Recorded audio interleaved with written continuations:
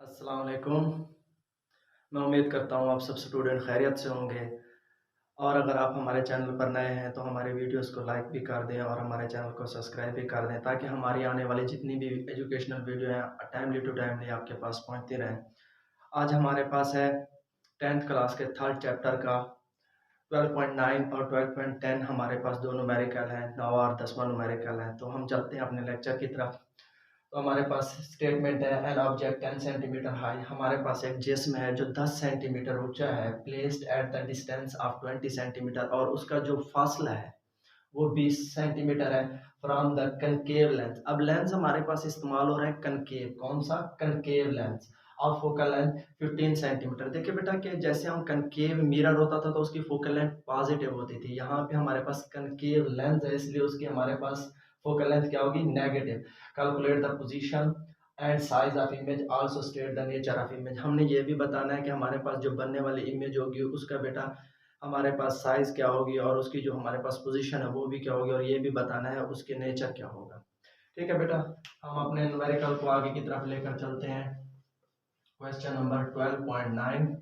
तो हमारे पास है बेटा ऑब्जेक्ट जो है हमारे पास हाई यानी एच ओ है 10 सेंटीमीटर। तो हमारे पास बेटा डिस्टेंस पी कितना है उसका? 20 सेंटीमीटर। और उसके बाद बेटा हमारे पास फोकल लेंथ। अब लेंस मैं आपको बार बार रिपीट कर रहा हूँ कि हमारे पास लेंस कनकेव है, तो फोकल लेंथ हमारे पास क्या होगी बेटा? 15 सेंटीमीटर। नेगेटिव साइन किस वजह से? हमारे पास जो लेंस इस्तेमाल हो रहा है वो लेंस कौन सा है बेटा? हमारे पास कनकेव लेंस है। तो हमने मालूम क्या करना है? एक तो हमने बेटा इमेज मालूम करनी है यानी उसकी पोजीशन मालूम करनी है, और साथ में हमने हाइट ऑफ इमेज मालूम करनी है। तो हम चलते हैं अपने सॉल्यूशन की तरफ। लिखिए general formula 1 over F is equal to 1 over P जमा 1 ओवर क्यू। तो हमारे पास 1 over F minus 1 over P is equal to 1 over Q. तो आपने और कुछ नहीं करना, जस्ट इसमें वैल्यूज पुट कर देनी है। 1 ओवर एफ आपके पास क्या है बेटा? नेगेटिव 15 माइनस के साइन के साथ पी की वैल्यू है आपके पास 1 ओवर 20 बराबर 1 ओवर क्यू।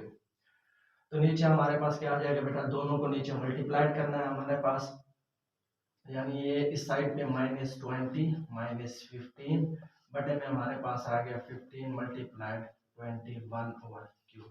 जब हम बेटा क्यू को यानी 1 ओवर क्यू को से क्यू करेंगे तो हमारे पास ऊपर आ जाएगा बेटा 15,020 बटे में हमारे पास आ जाएगा बेटा -20 -15।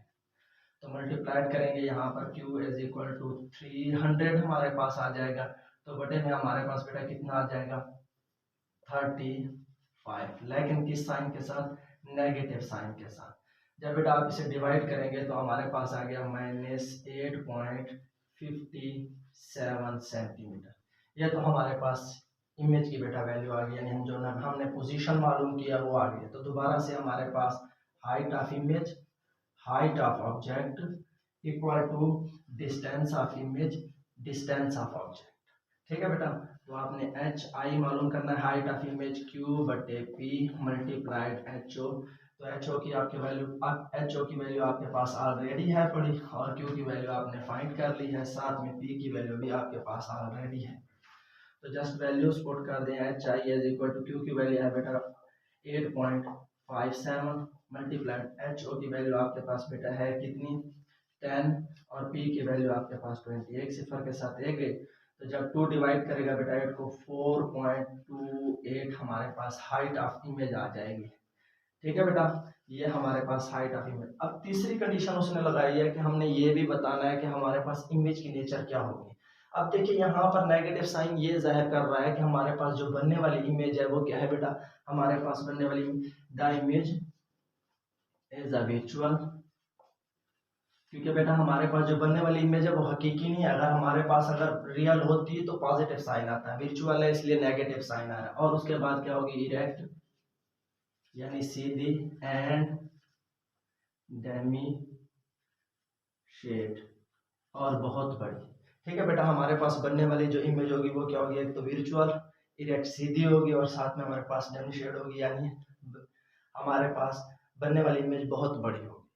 अब हम बढ़ते हैं अपने दूसरे न्यूमेरिकल की स्टेटमेंट की तरफ। हमारे पास एक convex lens of focal length 6 centimetre is to be used from the virtual image there 3 times size of object where must be a lens to be placed. वो कहता है कि हमारे पास एक कन्वेक्स लेंस है। कौन सा बेटा? कन्वेक्स लेंस है। उसकी फोकल लेंथ हमारे पास 6 सेंटीमीटर है। अगर वो कहता है कि हमारे पास जो बेटा साइज ऑफ ऑब्जेक्ट है, यानी साइज ऑफ इमेज नहीं, जो इमेज बन रही है, यानी अगर ऑब्जेक्ट का साइज साइज ऑफ इमेज से 3 गुना बड़ा हो, तो वो पूछना चाहता है कि बताएं हमारे पास जो ऑब्जेक्ट की जगह होगी, यानी वो लेंस से किस फासले पर प्लेस्ड होगा। तो हम बढ़ते हैं अपने न्यूमेरिकल की तरफ। तो हमारे पास क्वेश्चन नंबर 12.10, एक चीज का आपने खास ख्याल रखना है कि इसे सॉल्व करने के लिए आपके पास एक उसने फोकल लेंथ दे दी है। उसके बाद अगर आप बेटा इसे इस तरीके से सॉल्व करेंगे तो आपको कभी भूलेगा नहीं। तो आपको पता है साइज ऑफ इमेज जो है वो किस है बेटा, यानी जिस्म की जिसामत जो है वो, यानी हमारे पास जिस्म की जिसामत से 3 गुना बड़ा है, यानी साइज ऑफ ऑब्जेक्ट। अब इमेज जो है वो ऑब्जेक्ट क्या है बेटा, 3 गुना बड़ा है, यानी साइज से। और इमेज कौन सी बना रहा है? वर्चुअल बना रहा है। तो आप यहाँ पर आ गई साइज ऑफ इमेज, और बटे में हमारे पास आ गया साइज ऑफ ऑब्जेक्ट, यानी ये यहाँ पे मल्टीप्लाइड हो रहा था, इस साइड पे आके हमने क्या कर दिया, 3 आ गया। यानी ये 3 किसके बराबर है? ये हमारे पास आ गया एच आई, यानी हमारे पास हो गया, यानी ये size of image, size of image, और हमारे पास क्या हो गया बेटा, साइज ऑफ ऑब्जेक्ट, यानी एच आई बटे में एच ओ।